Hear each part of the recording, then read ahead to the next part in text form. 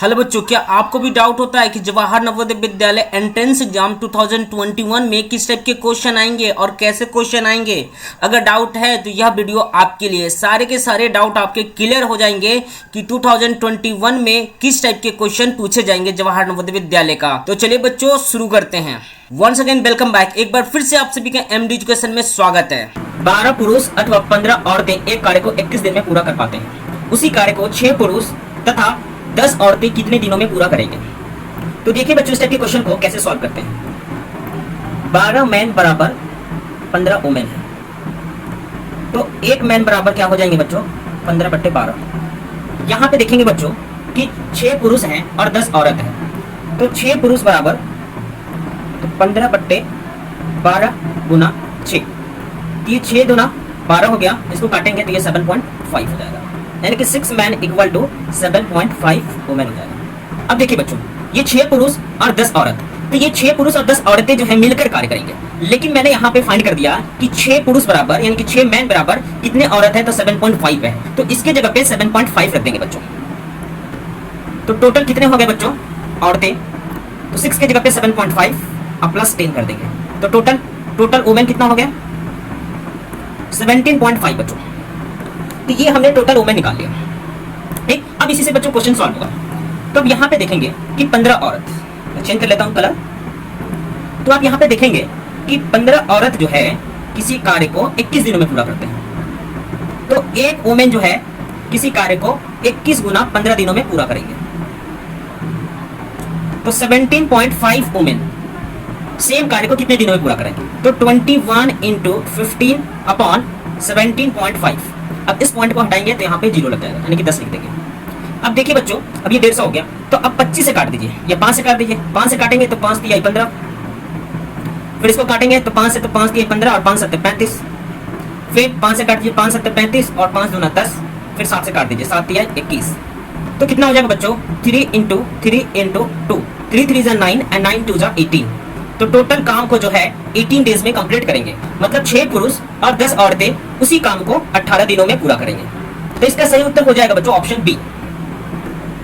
एक मछली के टैंक की लंबाई 40 सेंटीमीटर है बच्चों, ये सेंटीमीटर इधर हो गया, चौड़ाई 60 सेंटीमीटर है, ऊंचाई 50 सेंटीमीटर है। इसमें 50 लीटर पानी भरा है, तो इस टैंक को पानी से भरने के लिए कितने लीटर पानी और डालना पड़ेगा? तो देखिए बच्चों, तो दिया क्या क्या है? तो एल दे रखा है, एल बोले तो लंबाई 40 सेंटीमीटर, ठीक है बच्चों। उसके बाद चौड़ाई दे रखा है, बी दे रखा है 60 सेंटीमीटर। उसके बाद ऊंचाई दे रखा है, एच दे रखा है 50 सेंटीमीटर। अब देखिए बच्चों, तो आपको टैंक का आयतन निकालना है, वॉल्यूम ऑफ टैंक, टैंक का आयतन L into B into H जो है टैंक का आयतन का फॉर्मूला। अब एल बी एच का वैल्यू रख देंगे 40 इंटू 60 इंटू 50, मल्टीप्लाई कर लेंगे तो 4 6 24 और 24 पंचे 120 और फिर 3 जीरो लिख लीजिए, सेंटीमीटर क्यूब हो जाएगा बच्चों। अब इसे लीटर में कन्वर्ट करने के लिए आपको बच्चों 1000 से भाग करना होगा, तो 120 लीटर प्राप्त होगा बच्चों। टैंक का आयतन 120 लीटर है बच्चों, उसमें 120 लीटर पानी आ सकता है और उसमें पहले से 50 लीटर पानी भरा हुआ है, तो बचेंगे कितने? तो 70 लीटर पानी और बच्चों उसमें भरना होगा। तो इसका सही उत्तर ऑप्शन सी हो जाएगा बच्चों। एक स्टोर 5 सेब के पैकेटों को 25 रुपए में तथा एक सेब 6 रुपए में बेचता है। यदि एक औरत 27 सेब खरीदती है तो उसे कितना राशि देनी होगी? तो देखिए बच्चों, बहुत ही इंपॉर्टेंट क्वेश्चन है और इस टाइप के क्वेश्चन अक्सर एग्जाम में आते हैं। तो सबसे पहले आप देखिए कि एक पैकेट में, तो एक पैकेट में 5 एप्पल आते हैं बच्चों, ये आप समझ लीजिए। तो कॉस्ट ऑफ 1 पैकेट,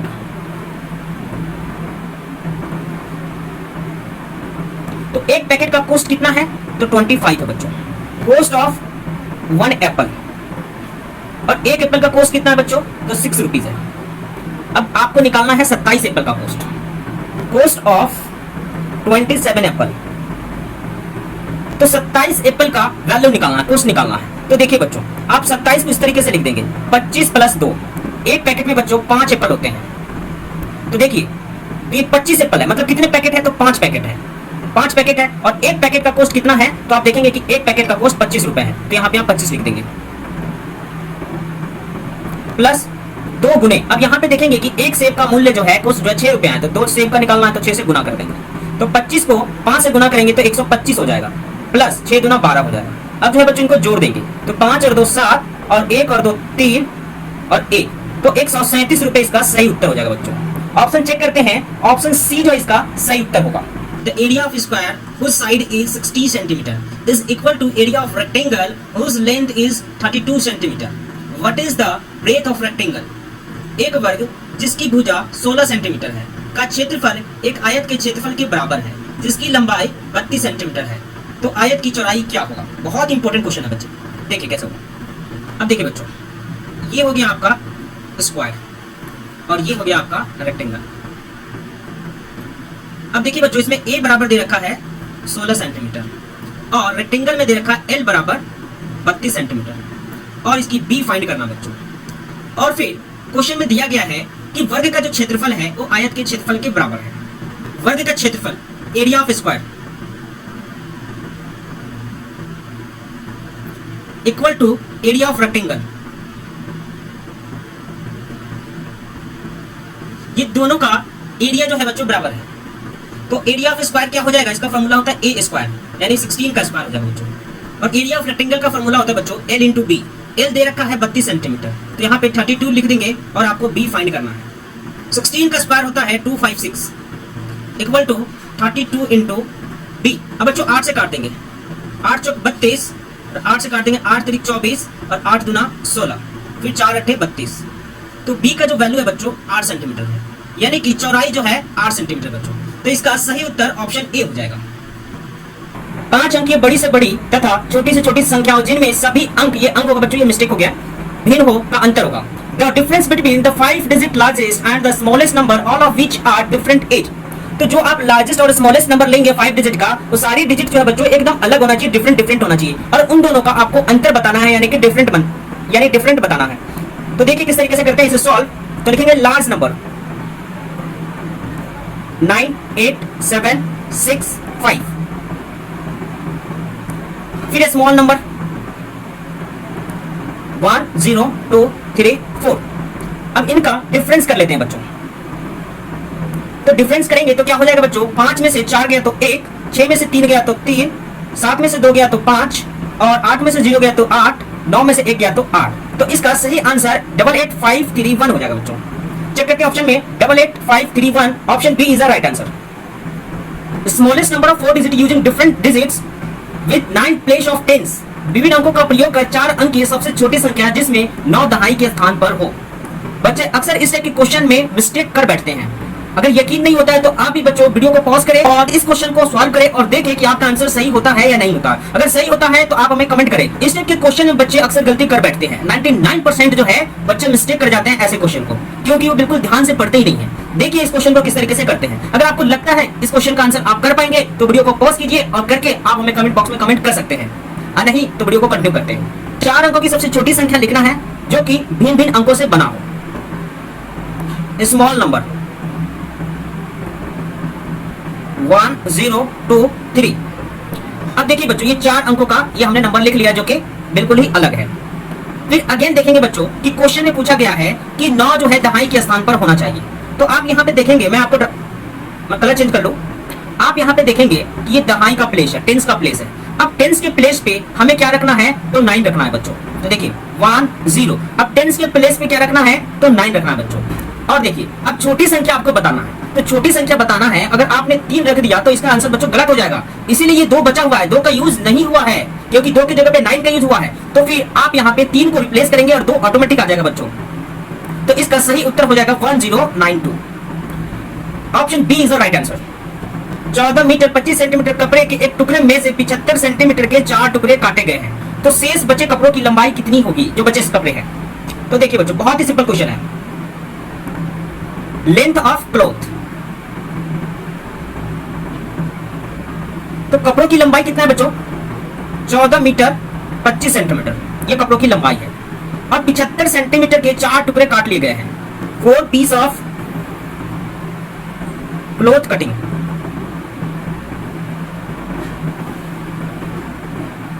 तो कपड़े के 4 टुकड़े को काट लिया गया है, जो कि एक टुकड़े जो है 75 सेंटीमीटर का।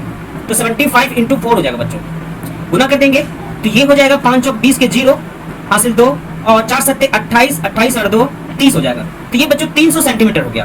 तो अब पूछा गया है कि शेष बचे कपड़ों की लंबाई कितनी होंगी। तो रिमेनिंग लेंथ ऑफ क्लोथ,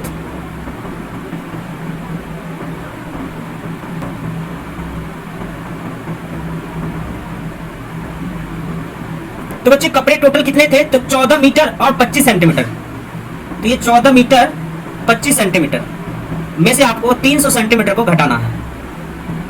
तो बच्चों आप इसको इस तरीके से कन्वर्ट कर लेंगे, 1 मीटर में 100 सेंटीमीटर होते हैं बच्चों। 14 मीटर लिखा है तो आप यहाँ पे लिखेंगे 1400 सेंटीमीटर प्लस 25 सेंटीमीटर, तो टोटल हो जाएंगे बच्चे 1425 सेंटीमीटर। तो आप यहाँ पे लिख दीजिए 1425 सेंटीमीटर माइनस 300 सेंटीमीटर। अब घटा दीजिए, तो 5 में से 0 गया तो 5 और 2 में से 0 गया तो 2, 4 में से 3 गया तो 1 और 1 तो फिर से ये लिख देंगे। तो ये हो गया बच्चों। तो आप यहाँ पे ये देखेंगे कि 1125 सेंटीमीटर आया बच्चों। तो आप इसको मीटर में चेंज करेंगे तो ये हो जाएगा बच्चों 11 मीटर बराबर हो जाएगा 1100। तो 11 मीटर हो गए और 25 सेंटीमीटर हो जाएगा। तो इसका सही उत्तर ऑप्शन बी हो जाएगा बच्चों। The HCF of two numbers 14 and 28 or 40, what will be their LCM? दो संख्याओं 14 और 28 का HCF 14 है बच्चों, तो इनका LCM क्या होगा। इस टाइप के क्वेश्चन के लिए एक फार्मूला होता है बच्चों, पहली संख्या गुना दूसरी संख्या बराबर LCM गुना HCF होता है बच्चों। तो पहली संख्या कितना है, तो 14 दे रखा है, तो A इक्वल टू 14 और B इक्वल टू कितना दे रखा है, तो 28, यानी दूसरी संख्या बराबर 28 है बच्चों। और इसका LCM निकालना है और HCF दे रखा है बच्चों, तो HCF है 14। तो ये देखिए 14 से 14 कैंसिल हो गया बच्चों, तो LCM कितना हो जाएगा, तो इसका LCM बच्चों 28 हो जाएगा। तो इसका सही उत्तर ऑप्शन ए हो जाएगा। How does 3.4% right in decimal? 3.4% को दशमलव में कैसे लिखते हैं? 3.4%, जब प्रतिशत को हटाते हैं बच्चों तो 100 से भाग कर देंगे और इस पॉइंट को हटाएंगे फिर अगेन 10 से भाग कर देंगे, तो 34/1000 हो जाएगा बच्चों। जब आप इसे भाग करेंगे तो 0.034 जो है इसका सही आंसर हो जाएगा। Option B is a right answer. बच्चों 3 गुना 0.3 गुना 0.03 गुना 0 गुना 30 बराबर है। जब आप इसको गुना करेंगे तो इसका उत्तर क्या प्राप्त होगा बच्चों।